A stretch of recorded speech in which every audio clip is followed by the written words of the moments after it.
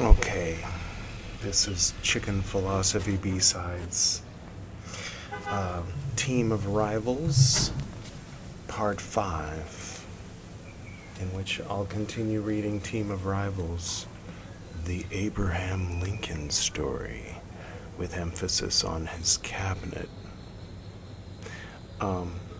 If this is your first time, maybe you want the playlist, you can start with Part 1. If you're interested in Carl Jung, Teilhard de Chardin, Nag Hammadi, Martin Luther, the Divine Pymander of Hermes, the I Ching, the Tao Te Ching, Secret of the Golden Flower, Meccan Revelations, Ashtavakra Gita, the Arbitel of Magic, then check out A-Sides. It's called Chicken Philosophy. You're watching B-Sides. It's called Chicken Philosophy B-Sides. All right. Cheers. I brought up some Nirvana incense, but I forgot to bring a fork to go on the ashtray, so we're water without fire today, but then again it is coffee, so perhaps it's fire water, in a sense.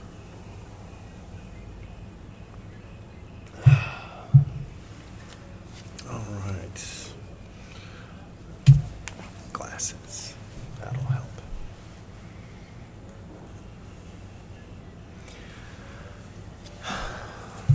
Let's see what they've got in store for us today.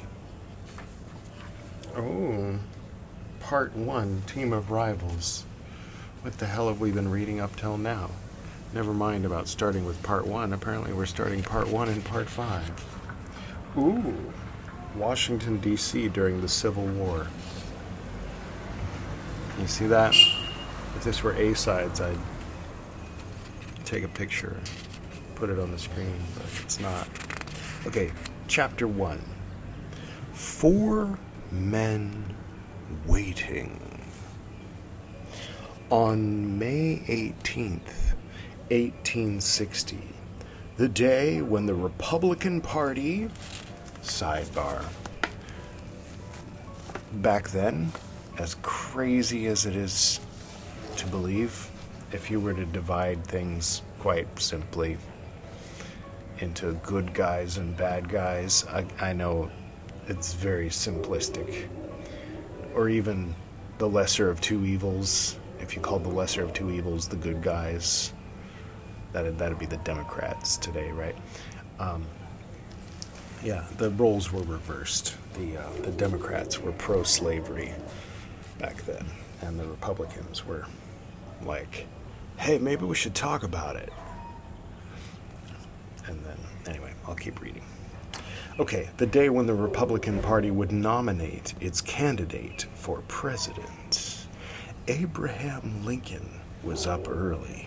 You mean he had a boner? That must be what they mean. Okay.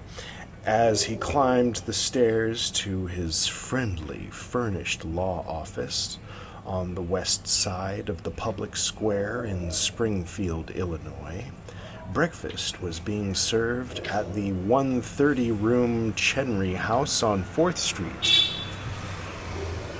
Fresh butter, flour, lard, it was a different time, and eggs were being put out for sale at the city grocery store on North 6th Street. And in the morning newspaper, the proprietors at Smith, Wickersham and Company had announced the arrival of a large spring stock of silks, calicos, ginghams, spelled like ginghams, and linens, along with a new supply of the latest styles of hosiery and gloves. The Republicans had chosen to meet in Chicago, a new convention hall called the Wigwam. The Wigwam. Okay. had been constructed for the occasion. The first ballot was not due to be called until 10 a.m., and Lincoln, although patient by nature, was visibly nervous, fidgety, and intensely excited. Right, remember he had a boner. End quote. With an outside chance to secure the Republican nomination for the highest office of the land, he was unable to focus on his work. Even under ordinary circumstances, many would have found concentration difficult in the untidy office Lincoln shared with his younger partner, William Herndon. Two work tables, piled high with papers and correspondence, formed a T in the center of the room. Additional documents and letters spilled out from the drawers and pigeonholes of an outmoded secretary in the corner. When he needed a particular piece of correspondence, Lincoln had to rifle through disorderly stacks of paper, rummaging as a last resort in the lining of his old plug hat, where he often put stray letters or notes. Restlessly descending to the street, he passed the state capitol building, set back from the road. Remember in The Expanse, Miller put the secret microchip or whatever in his hat? Never mind. Okay. Set back from the road and the open lot where he played handball with his friends and climbed a short set of stairs to the office of the Illinois State Journal, the local Republican newspaper.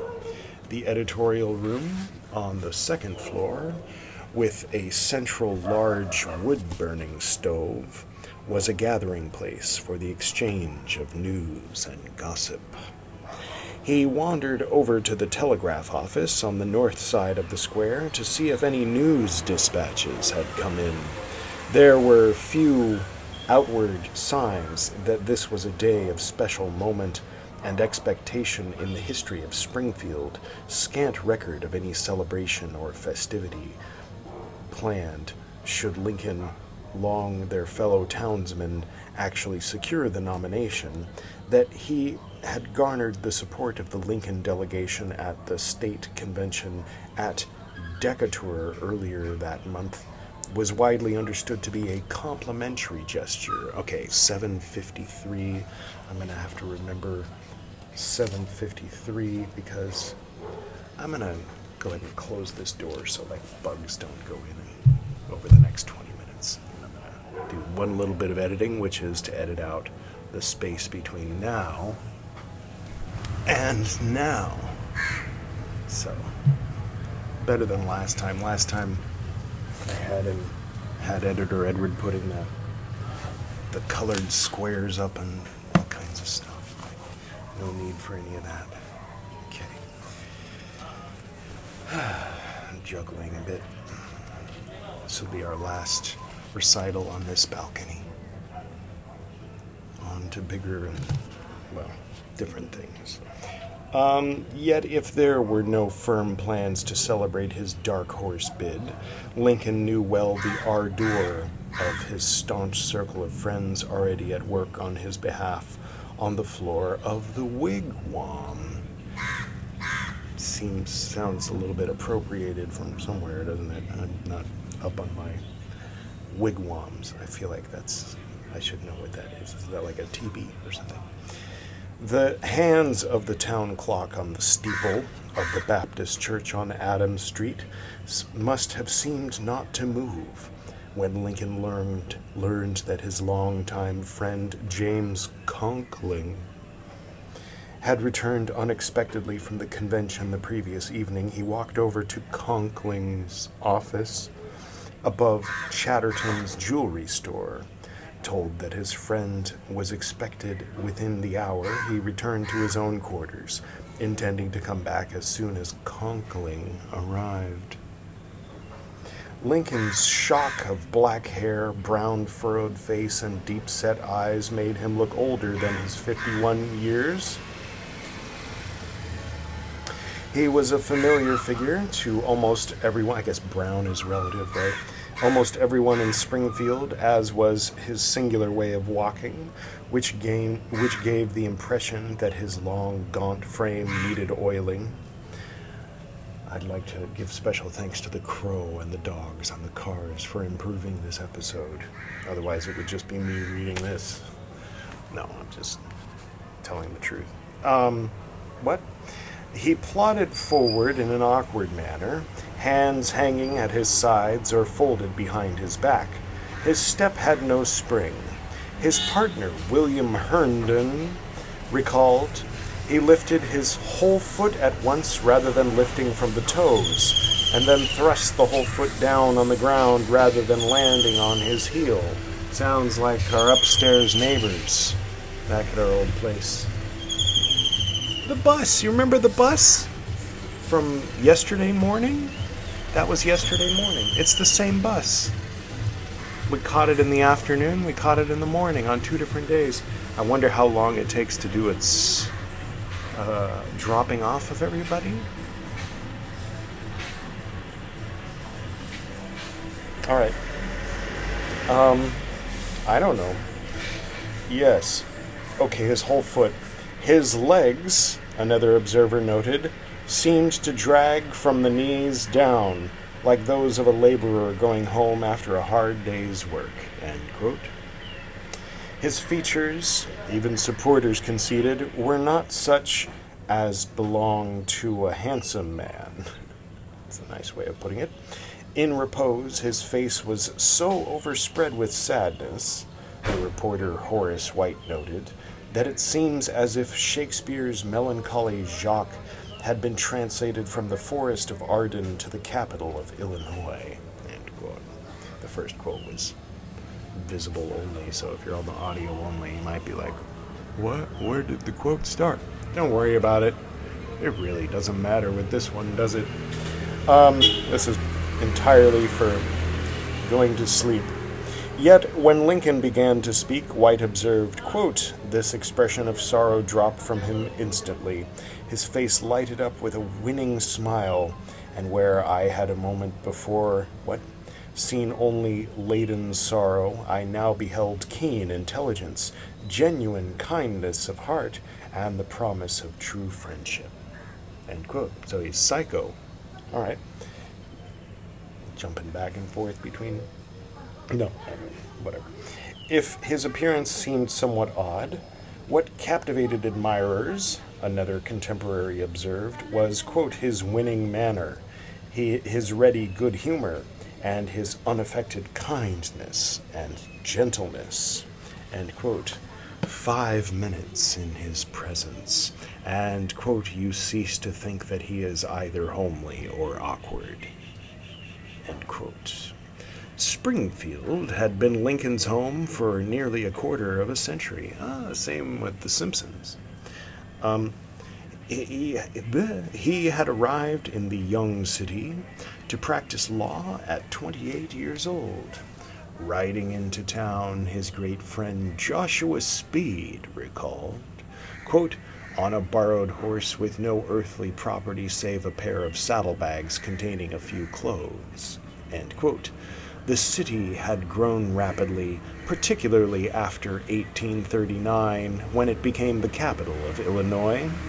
By 1860, Springfield boasted nearly 10,000 residents, though its business district, designed to accommodate the expanding population that arrived in town when the legislature was in session, housed thousands more. 10 hotels radiated from the public square where the Capitol building stood. In addition, there were multiple saloons and restaurants, 7 newspapers, 3 billiard halls, dozens of retail stores, 3 military armories, and 2 railroad depots, and a partridge in a... Here in Springfield, in the Edwards Mansion, must be my mansion. I mean, Edwards Mansion. I'm Gwydion. In the Edwards Mansion on the hill, Lincoln had courted and married, quote, the belle of the town, end quote. Who marries a belle? Oh, belle. Like pretty person in French. Belle with an E. Two E's, really. One on either end. Never mind. Young Mary Todd, who had come with her married sister. That's some gossip right there. Elizabeth, wife of Ninian Edwards, the well-to-do son of the former governor of Illinois. Okay. Raised in a prominent Lexington, Kentucky family, Mary had received an education far superior to most girls her age. For 4 years, she had studied languages and literature in an exclusive boarding school and then spent 2 additional years in what was considered graduate study. The story is told of Lincoln's first meeting with Mary at a festive party. Captivated by her lively manner, intelligent, clear blue eyes, and dimpled smile, Lincoln reportedly said, quote, "I want to dance with you in the worst way." That's a good line for 18... whatever year. Oh, 1839? I don't know. Sometime between 39 and 60, surely. And Mary laughingly told her cousin later that night, quote, "He certainly did." Dance in the worst way, or dance in the worst way? No, they wouldn't have. Never mind. And quote, "In Springfield, all their children were born, and one was buried." In that spring of 1860, Mary was 42, Robert 16, William 9, and Thomas 7. Edward, the second son, had died at the age of 3. Their home, described at the time as a modest 2-story frame house having a wide hall running through the center with parlors on both sides, stood close to the street and boasted few trees and no garden. At the time, it would have been considered modest. These days, to own a house with that description is like, fucking well done. You're going to pay the mortgage until your grandchildren are dead? You know, but, or are you a trust fund baby or whatever? Okay, let me take a sip of my coffee here. 1 second. Nothing against trust fund babies, just because everyone else hates you. What? Okay, the adornments were few but chastely appropriate. Oh, stood close to the street and boasted few trees and no garden. The adornments were few but chastely appropriate, end quote. One contemporary observer noted. In the center hall stood, quote, "the customary little table with a white marble top," end quote, on which were arranged flowers, a silver-plated ice water pitcher, and family photographs. Along the walls were positioned some chairs and a sofa. Everything, a journalist observed, tended to represent the home of a man who has battled hard with the fortunes of life, and whose hard experience, we remember about that, had taught him to enjoy whatever of success belongs to him, rather in solid substance than in showy display. End quote. During his years at Springfield, Lincoln had forged an unusually loyal circle of friends. They had worked with him in the state legislature, helped him in his campaigns for Congress and the Senate, and now, at this very moment, were guiding his efforts at the Chicago Convention. Quote, "moving heaven and earth," end quote, they assured him, in an attempt to secure him the nomination. These steadfast companions included David Davis, the circuit court judge for the 8th District, whose 300-pound body was matched by, quote, "a big brain and a big heart," and, quote, Norman Judd, an attorney for the railroads and chairman of the Illinois Republican State Central Committee, Leonard Swett, S-W-E-T-T, a lawyer from Bloomington who believed he knew Lincoln, quote, "as intimately as I have ever known any man in my life." Talk about gossip. Okay, all right, we know a little bit of backstory there. No, end quote. and Stephen Logan, Lincoln's law partner for 3 years in the early 40s. All right. All done. All done. Now, if you're tapping the screen and saying, wait a minute, what? If he's all done, how come there's still so much more of this episode? Well, perhaps you forgot if you have seen the previous episodes, or perhaps you haven't seen the previous episodes. That's because we're done reading about the actual Lincoln. Now we're going to read about my Lincoln, or should I say Lincolns. The original Lincolns, with an S, were the ones in 2009 who donned Lincoln masks because they didn't have a Guy Fawkes in their universe. Okay.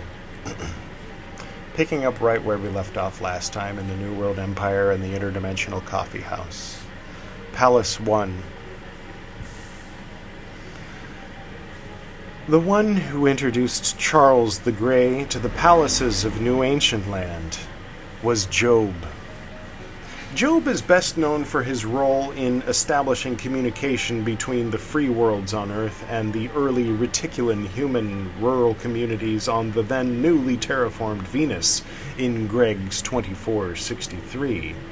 Another thing that is said about Job is something that most people who hear about it refuse to believe, but it is something that I have personally verified, and that is that Job lived for 213 Earth years. According to most shamans of New Ancient Land, Job was an avatar of a young god who himself was the product of a union between primordial deities of good and evil. This is pretty far out, but I thought I should record it here as it is a commonly held belief and might help explain his superhuman longevity.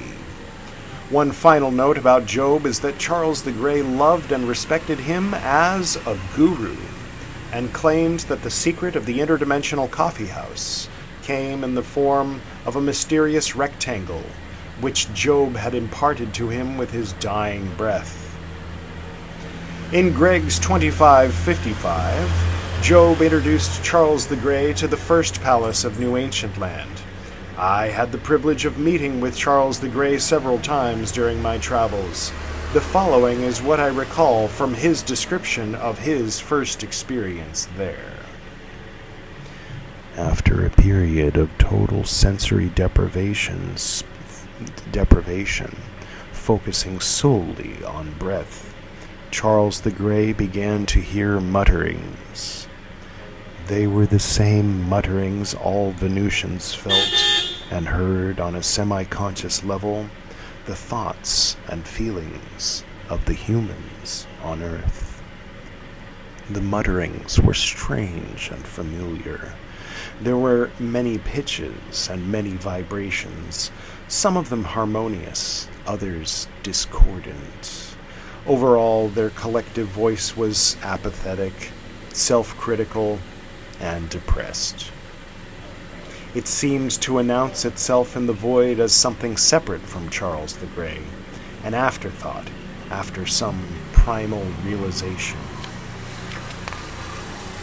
Charles the Grey called it the gooey bubble of graven images. Its many colors, dull and mixing, appeared as complex figures swimming, floating, and bumping into itself in a sack floating somewhere in the void.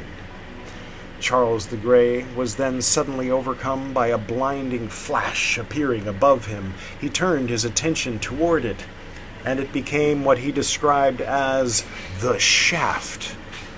I remember that from when Lincoln woke up early that day. It was a great column of light, a thick, almost tornado-like cord. He also described it as a bridge from here to there, wherever here and there are, also a circuit, implying an inherent relationship between here and there. This beam from the source downward became fixed, permanent, This infinite white light bled rays of brilliant color out into the void, brighter the closer they were to the beam, becoming more like the colors of the rainbow further out. It was both a voice and a light, sound and vision as one experience. Then he saw sparks of color coming off of these rays or branches, and each spark was a letter or a number. Some of them he recognized, others he didn't. Every human alphabet, character, glyph, and numeral was included. These individual letters and symbols of various colors faded away as soon as they moved away from the central spiraling column of light. He noted that, on the column, no two letters ever came together into a word.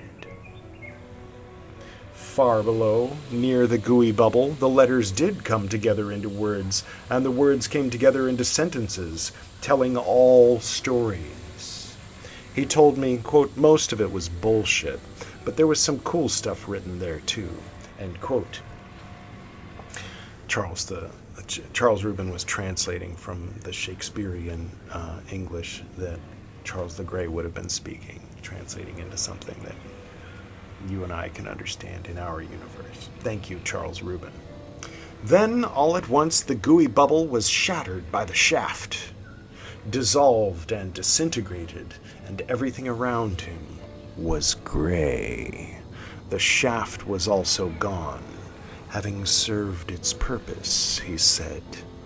All that was left was the witness, the observer, the one behind the thoughts, emotions, memories, considerations, biases, and name. Before that day, he was called Charles. After that experience, he began introducing himself as Charles the Grey. Outwardly, the name was to honor his reticulan side, but privately, the name was a continual reminder to himself of the experience he'd had just before he was permitted to enter Palace 1 of New Ancient Land. For those just tuning in, reticulan in this world means an alien from the general direction of whatever. It's the Greys. So Charles the Grey. He's half gray, half human, so he's calling himself Charles the Grey. Right? But it also means the gray that was left after the shaft dissolved the gooey bubble of graven images.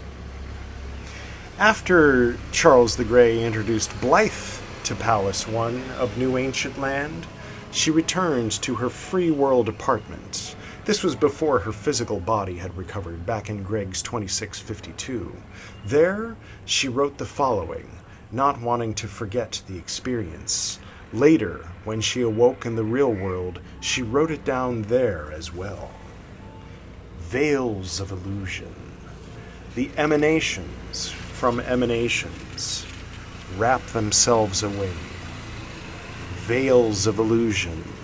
Rays of one appear as sparks to themselves, and others spark like rays. Veils of illusion receive the always colors, and make never-before permutation pictures, in many places, ways and spaces, and all stays etched in the veils, to be recalled by the sometimes forgetful spark-like rays, both accurately and inaccurately, neither truly nor falsely. For the rays to play in so many ways, as always is there never not, an infinite number of unthought of, unmanifested permutations of veils of illusion, which will yet come to temporarily ensnare and liberate spark-like rays, the aware one, by way of one ray or another, or many, may touch directly, and merge in a moment with one or many of the spark-like rays directly. But those who create a boundary within the realm of veils won't acknowledge the contact without a supplementary veil, a word or symbol, or a feeling, taste, smell, touch, sound, or memory recall trigger. And so it is that the awake one, by way of one ray, wields veils of illusion in such patterns as to entice and to free the forgotten ones from their veil cocoon slumber. Wake up!